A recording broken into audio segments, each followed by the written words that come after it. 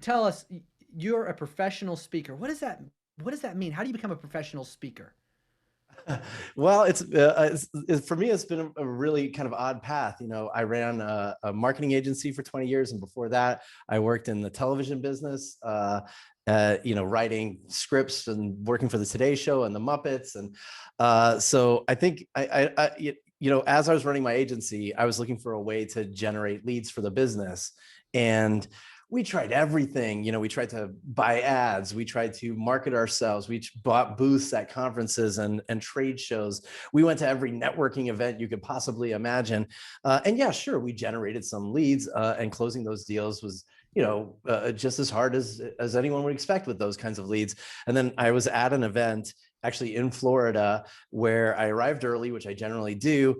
The woman who was organizing the event said, "I don't know who you are, but you're really early, and we have a slot open at 10 o'clock. One of the speakers couldn't make it in, and I can't seem to find anyone to fill it. Do you want to speak for 45 minutes about whatever you want, to whoever shows up in the room?"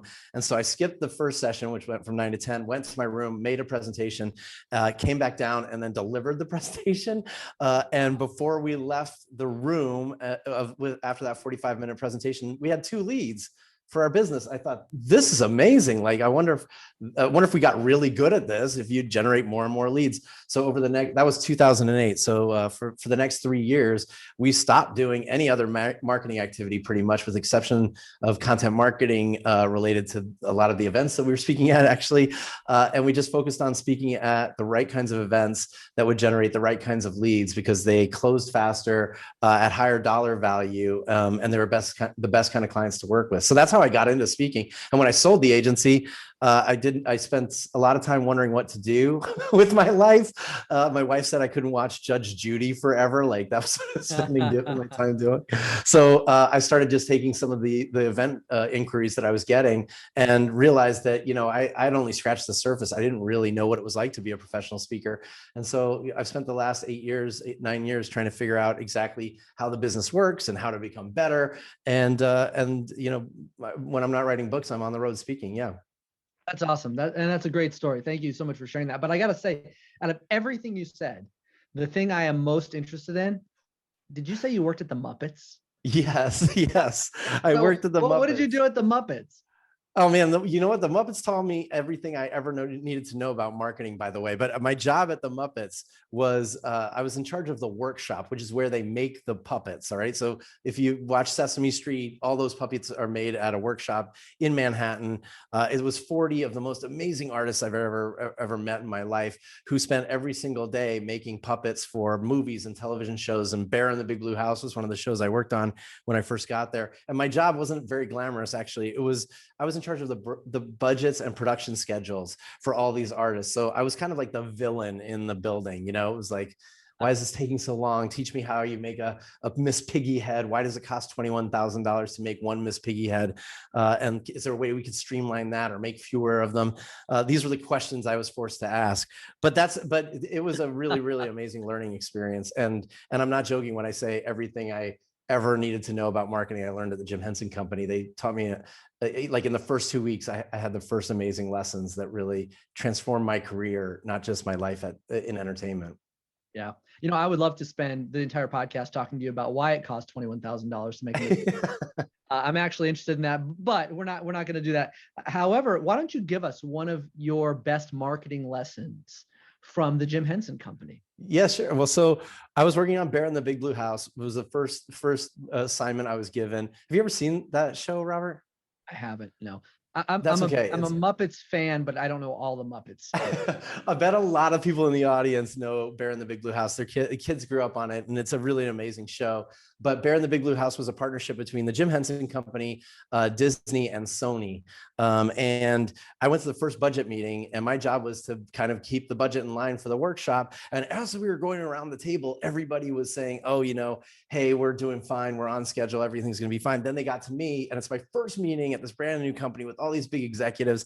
And I said, look, guys, we're kind of in trouble. We're already $500,000 over budget for the entire season, and we haven't even shot an episode yet. And I've got a plan to put it together.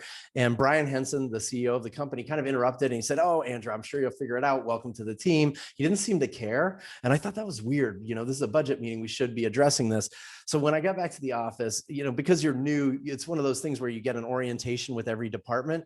So I eventually had a meeting within the next week or so with the merchandising and licensing team. Now, these two women, it was only two women that run the department. They were the smartest people in the Jim Hensen company. I tell you, I sat down with them and I said, look, I understand what you guys do. If we create a great property and it's really entertaining and you have some great puppets, you can then license the puppets and, make a Tickle Me Elmo doll, and that grosses a lot of money. And but I have a problem with Bear in the Big Blue House. I'm $500,000 over budget, and it's getting worse every day. What should I do?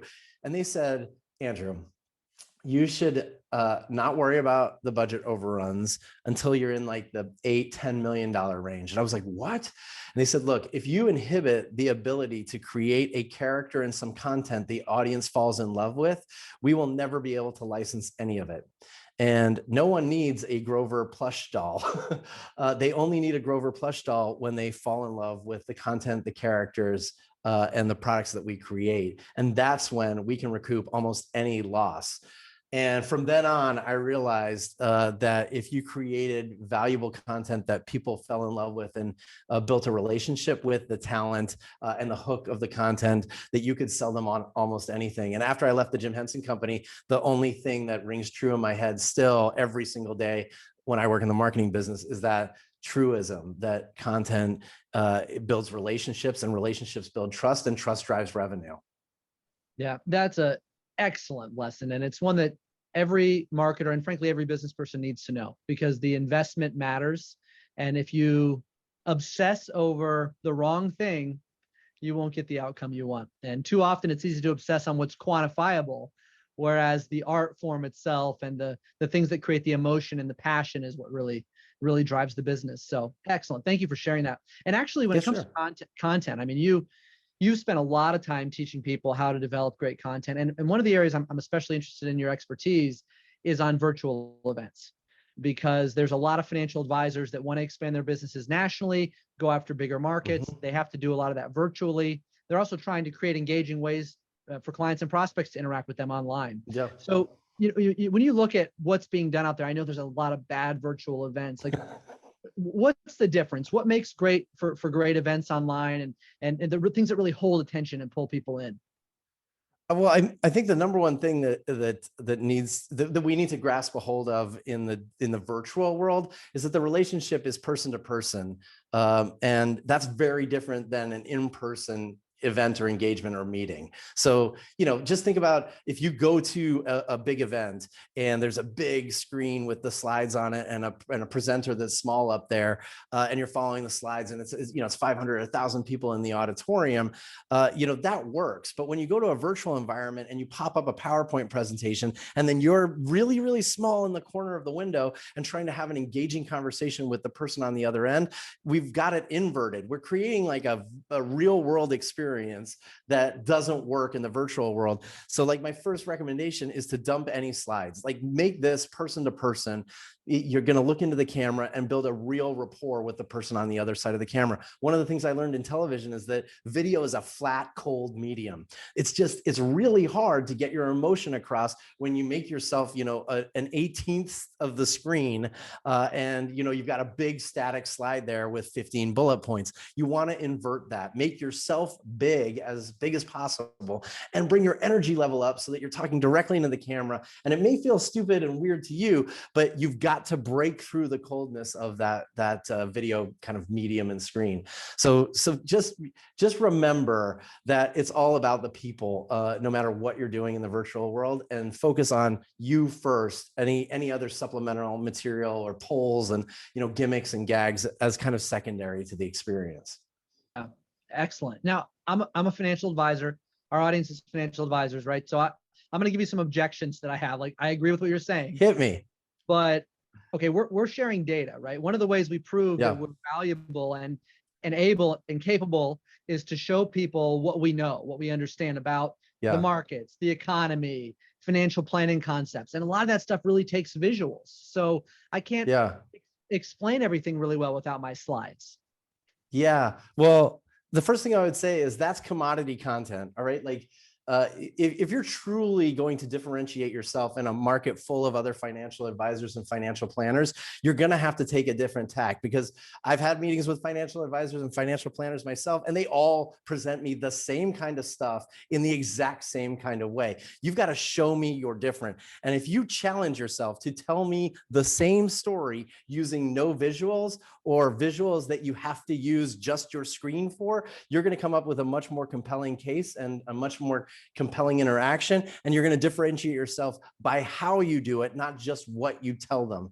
So look, like at the end of the day, we all have access to the same data. We all are selling the same products and services. The way you have to differentiate yourself is how you do it. So I would challenge you to everybody to dump the slides and find a way to show me without using the slide as a crutch, without using a graph or a chart as the crutch to prove you're an expert. I think it's great advice. So advisors are trying to use video more. They're trying to break through more. I know this isn't the only tip you have. What are some other ways to get more engagement out of video and virtual content? Yeah, well, I think you've got to really think through it as, everybody wants short content these days, and I don't necessarily agree with making things shorter. What I want you to think about is really making it more engaging in the deepest sense, like truly understanding what makes a great conference call or a great meeting is going to make a great virtual engaging session. And that means you actually really have to think through the kind of content.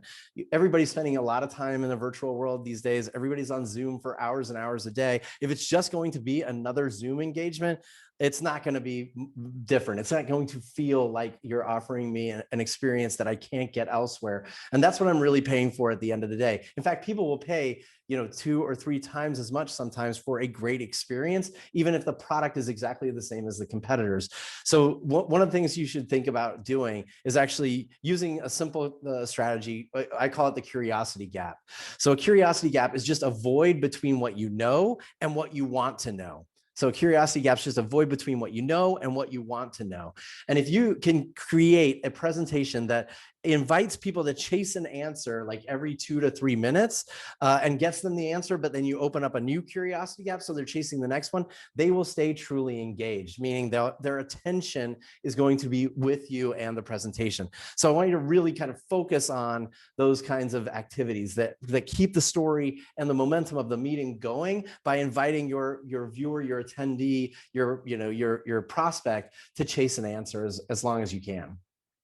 Yeah, I love that. Helpful? Was that a helpful one? Oh, yeah, it's awesome. Actually, we call those curiosity loops. It's the same thing. Yeah, yeah. We use open loop. Yeah.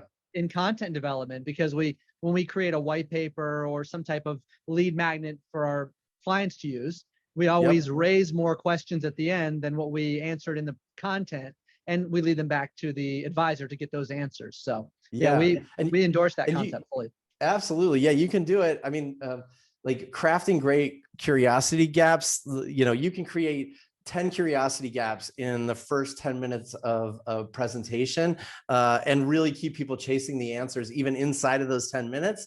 And it's subconscious and unintentional in their brain, but it really does heighten their engagement, their awareness, and they're much more likely to take action because they're emotionally engaged. You're creating tension. That's the emotion that actually gets them to the point at which they've got to take action on whatever you're asking them to do. Yeah, love it. Now, Andrew, you actually have some experience working with financial advisors, right, in the past? Yeah. So when we were running the agency Tipping Point Labs, our first client was a financial services, in the financial services business. It was Putnam Investments, and then we worked with lots of others, Fidelity and Legg Mason and all sorts of others. So yes, I totally understand the world you live in, the kind of regulations you have to deal with, the stress and strain you're under with what you can and can't say. It's certainly not easy, but I think challenging yourself by embracing those constraints and still looking for ways to be creative and really, look for new opportunities to do things in small ways that are different from everybody else in the marketplace. That's going to make you stand out in a big way. Yeah. And, that's a challenge for advisors. I mean, generally speaking, left brain, more analytical, not to mention it's a conservative industry. So a lot of times the tendency is to be more conservative because we're dealing with such a serious subject, people's money. And also broadly, the biggest financial companies are very conservative. They're not doing anything really creative. So let's say that I want to stand out, I want to differentiate, but I'm not super creative and I'm not in a super creative space. How do I get there? How can I do what you're saying? It doesn't come naturally. Okay. Yeah, two things. Number one, I would just remind everybody that great marketing is risky marketing. So like if you're going to just do mediocre marketing that looks like everybody else's, you might as well not be marketing. Okay. If you really want to make the biggest impact, you've got to take a risk and make a leap.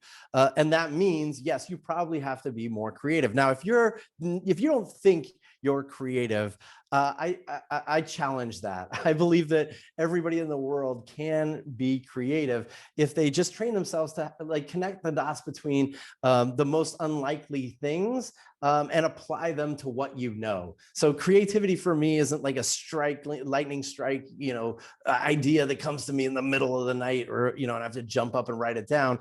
It comes from like carefully curating all the experiences I have and then applying them to what I do. And as long as you can start doing that in a car ride or, 15, 20 minutes a day, I actually have a creative workout I do when I'm not feeling creative. All I do is I open up Amazon's homepage and I look for a product that I would never buy myself. Like, I don't know what, tennis rackets, right? Like I don't play tennis, but if it's on the homepage, I'll pick tennis rackets. And then I pick an audience that I know something about that I maybe market to, like marketing professionals or strategic marketing executives. And I sit there for 15 minutes and I brainstorm just all the ways I could connect the dots between tennis rackets and marketers. Now, these don't end up being unbelievable genius ideas, but all they do is make sure that my brain is connecting the dots between really obtuse things and what I do and looking for the nuggets of wisdom. One of the great ways to do this, by the way, is to think of yourself as a television executive. So I always tell people to think like a TV producer. In the television world, no one wants a new idea. That's the truth. Like I picked television shows in 2000 and 2001 with my business partner that ended up being my agency business partner. And we went to LA and we pitched tons and tons of ideas and we got a few ideas optioned. But it all boils down to the fact that the more creative the idea was, the less likely they were to take it. And that's because they don't want a completely harebrained idea. They want a simple twist on a familiar theme. So if you're feeling the pressure to be creative, what you really want to do is just look for a simple twist on something that your audience already finds familiar. It's not a big leap or some giant creative endeavor. Just look for a small, simple hook, a simple twist on a familiar theme, and you'll find yourself being creative all of a sudden and taking bigger leaps than you ever thought you would in the past. I love the concept. I'm thinking about taking a risk here, Andrew. Do it. Go big. Can we do this exercise live as an example? Let's do it. Yeah. Okay. So let's pick a thing, like a hot topic, right? So let's say cryptocurrency, right? Cryptocurrency. So we got financial advisors, clients are asking them all the time about cryptocurrency. Should they invest in cryptocurrency? What's up with Dogecoin, right? Like all these questions. Yeah. Now I want to have a creative way to approach this topic in a way that will differentiate me and help me stand out from other advisors and maybe create some extra interest in me and my brand. Right. So what's a creative exercise I can go through here? So a creative exercise I would say is pick a Food Network show. I don't know if you watch Food Network, Robert, but occasionally, but I also try to watch my weight and it takes me in the opposite direction. It does, doesn't it? Yeah, I like Top Chef and Chopped and all that stuff. Yeah. Okay. All right. So let's take a simple show like Chopped. Okay. And if you don't know Chopped, just for those that are listening to the podcast, Chopped is a show where you take 3 chefs, or 3 or 4, I think it's 3, and you whittle them down over a 3-course meal to one winner who wins the big deal. So if you said, I'm going to make a show for financially minded clients that is going to be all about cryptocurrency, the first thing I would say is, all right, like if Chopped was going to do that show, what would that show look like? And so immediately I'm like, oh, well, I bring in 3 like cryptocurrency experts onto a podcast, and I call it Crypto Busted or something. And over the course of a half hour, I'd basically, drill them on some basic cryptocurrency questions. I'd have a fact checker that's like live on the air. And as soon as one of them makes a mistake, they're chopped from the show. And we're at the end, one of them is the crypto queen or king of the episode. And we've learned a lot, but we've had a lot of fun doing it. That's a differentiator, right? Like that's a simple hook. It's a twist on a familiar theme. We know what Chopped is. We know what cryptocurrency is all about. Let's come up with a fun way to create some content around it. And again, it's not a great idea, Robert, but that's the kind of thinking I'm constantly doing. Actually, I think it's a great idea. Somebody's listening to it and they're gonna rip it out of this podcast. Do it. I hope they come up with a better name. Give us credit and share the link. Yeah. The name needs work. The name needs work, but that's okay. The concept is solid. Yeah. Oh, yeah. Good. I like it. And just a like, if anybody wants to continue with the exercise, you could tweet me ideas, by the way, on Twitter. If you're on Twitter, I'm at Drew Davis here. But if you keep going through shows that your client base loves, you'll start to find yourself actually mashing up great ideas and coming up with something that really, really is truly unique to you, and it's ownable and it's referable, it's entertaining, and it's got a tight format that people will fall in love with.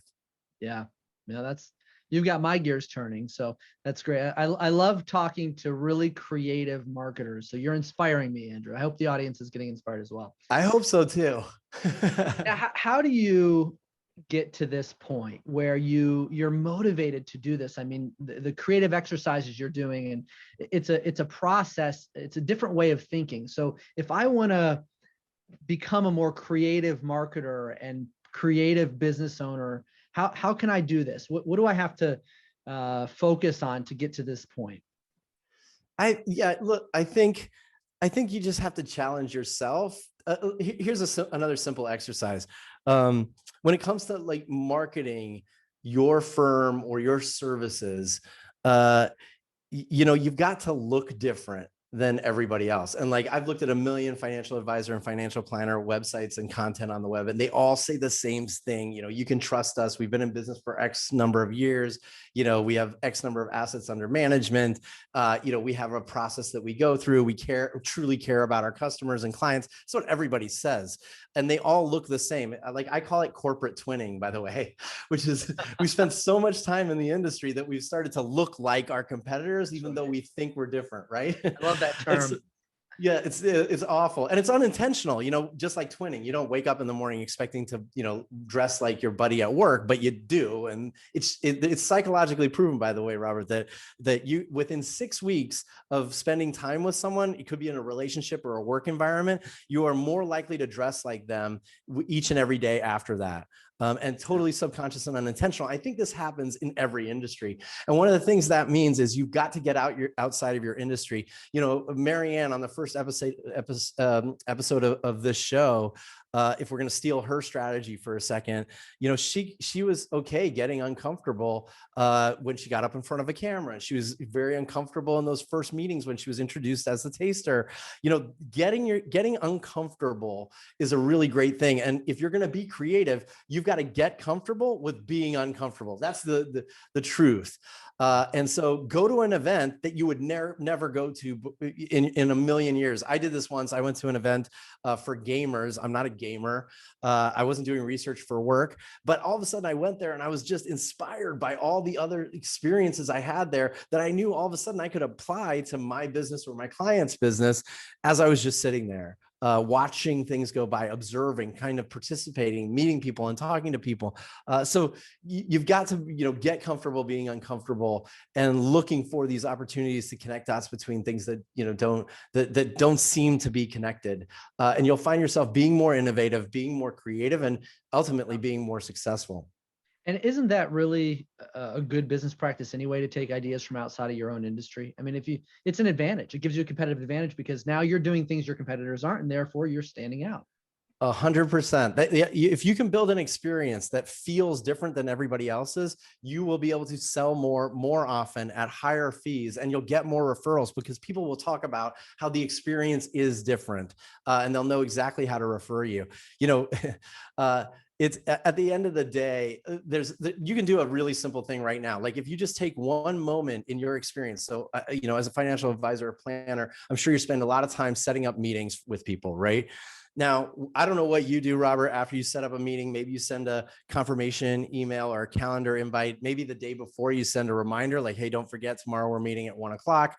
That's what everybody does. So in one column, you can put like a they do column.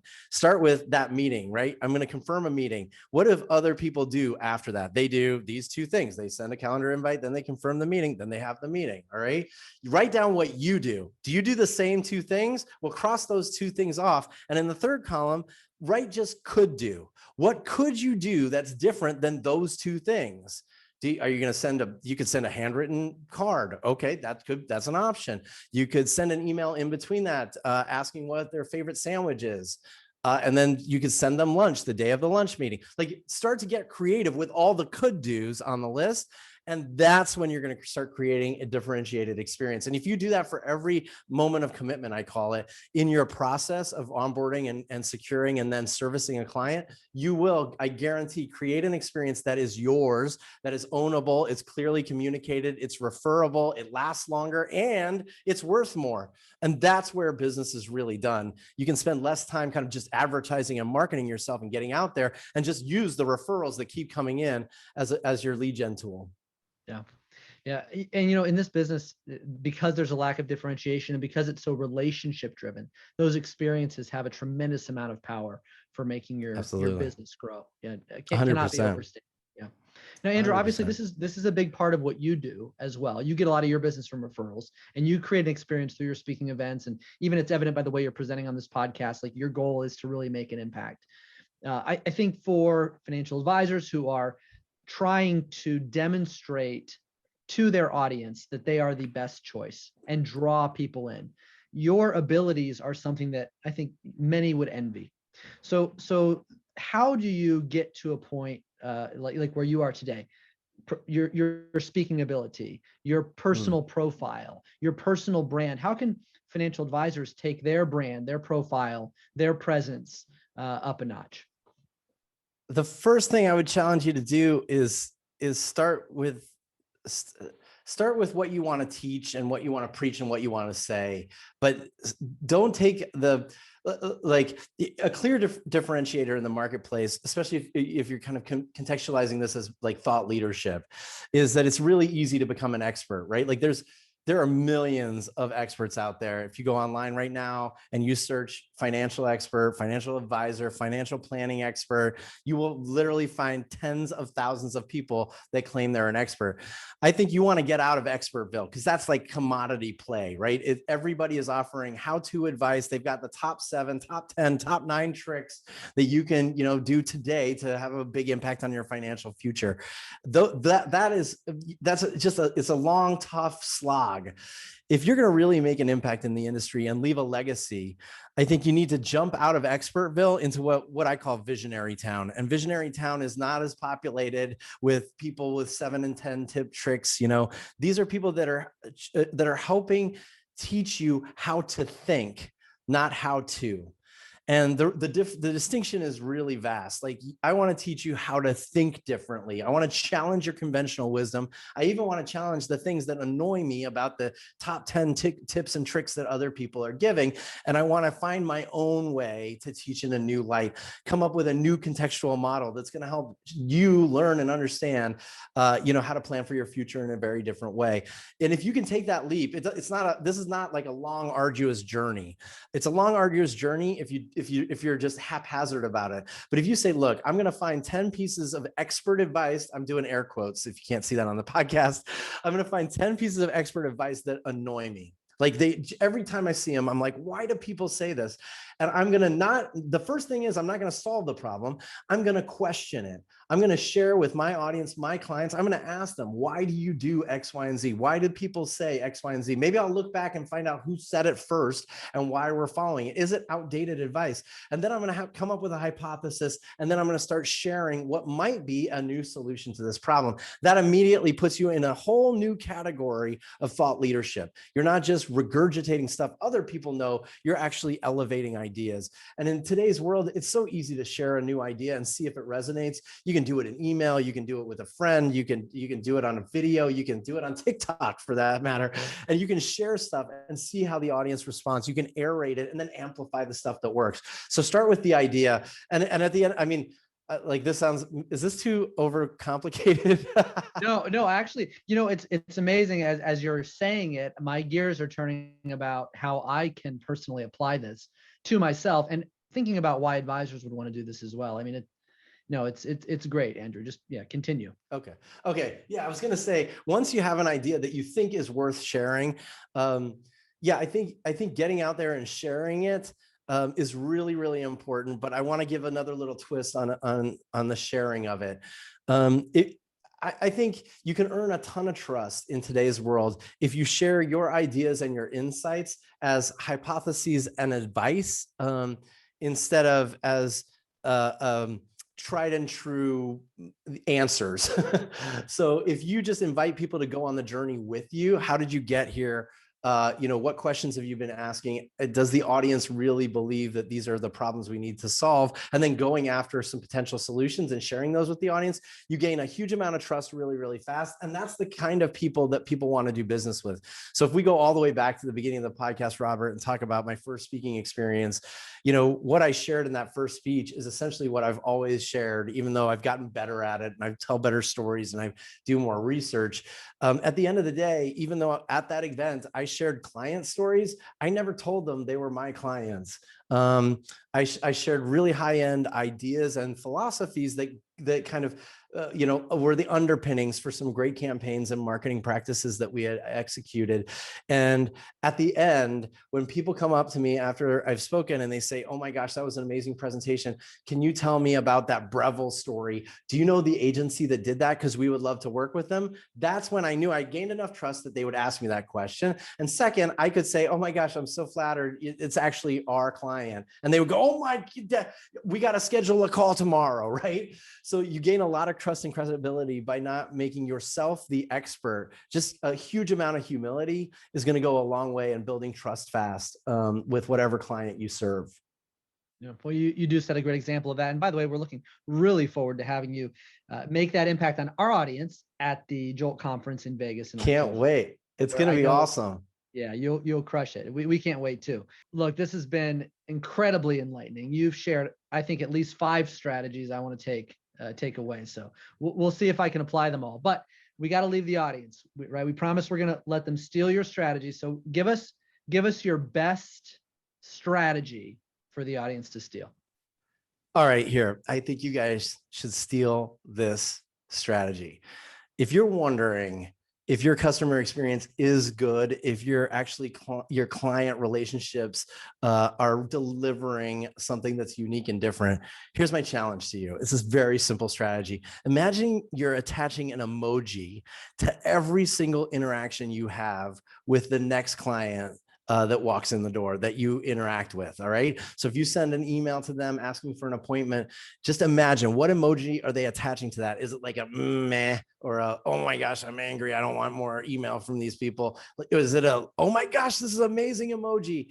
If you start attaching an emoji to every one of those interactions and start turning those emojis into great emojis with every interaction, you're going to build an amazing experience, because it's all those little micro moments that build a great brand and build a great customer experience. And the more you change just those small little things, the better the experience gets. So if you're going to steal my strategy, get your emojis out. I love it. All right. So I got to think about what emoji I would use for this podcast episode. I think the little head blowing off emoji. Mind blown. There we go.